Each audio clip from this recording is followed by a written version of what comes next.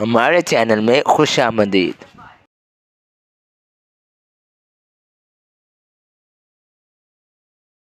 نحمده ونصلي ونسلم على رسوله الكريم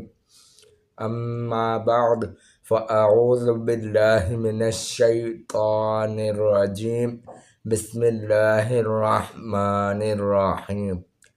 اللہ رب العزت کا بہت فضل اور احسان ہے کہ اس نے ایک مرتبہ پھر سے ہمیں حدیث شریف سننے اور سنانے کا موقع دیا ہے۔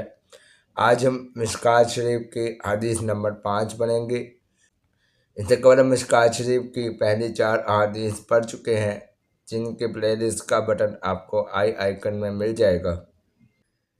عن عبد اللہ بن عمرو رضی اللہ عنہ قال قال رسول اللہ صلی اللہ علیہ وسلم المسلم من سلم المسلمون من لسانه ويده والمهاجر من هجر ما نهى الله عنه۔ هذا لفظ البخاری۔ ولمسلم قال ان رجلا سأل النبي صلی اللہ علیہ وسلم أي المسلمین خیر قال من سلم المسلمون من لسانه ويده۔ حضرت عبداللہ ابن عمر رضی اللہ عنہ سے روایت ہے کہ رسول اللہ صلی اللہ علیہ وآلہ وسلم نے فرمایا کہ مسلمان وہ ہے کہ جس کے ہاتھ اور زبان سے دوسرے مسلمان سلامت رہیں، اور مہاجر وہ ہے جو اس جگہ کی ہجرت کو ترک کر دے جہاں سے اللہ نے اسے منع فرمایا۔ یہ امام بخاری کے الفاظ ہیں، جبکہ امام مسلم کے نزدیک یہ ہے کہ بے شک ایک شخص آ کر رسول اللہ صلی اللہ علیہ وآلہ وسلم سے سوال کرتا ہے کہ کون سے مسلمان زیادہ بہتر ہیں، تو آقا علیہ السلام نے فرمایا کہ وہ مسلمان کے جس کے ہاتھ اور زبان سے دوسرے مسلمان سلامت رہیں، وہ مسلمان زیادہ بہتر ہے۔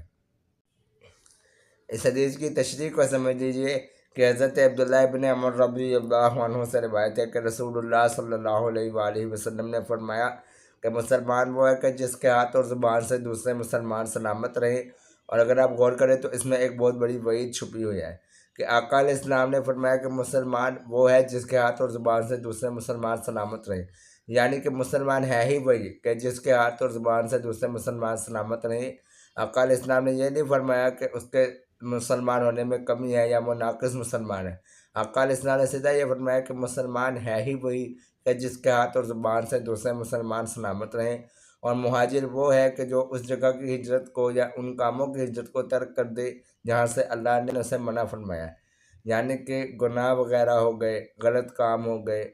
ان چیزوں سے اللہ نے منع فرمایا، اور اگر وہ ان چیزوں سے ان کاموں سے ہجرت کر جائے تو وہی اصل مہاجر ہے۔ یہ الفاظ امام بخاری کے ہیں، جبکہ امام مسلم کے نزدیک یہ ہے کہ آقا علیہ السلام سے ایک شخص نے آ کر سوال کیا کہ کون سے مسلمان زیادہ بہتر ہیں،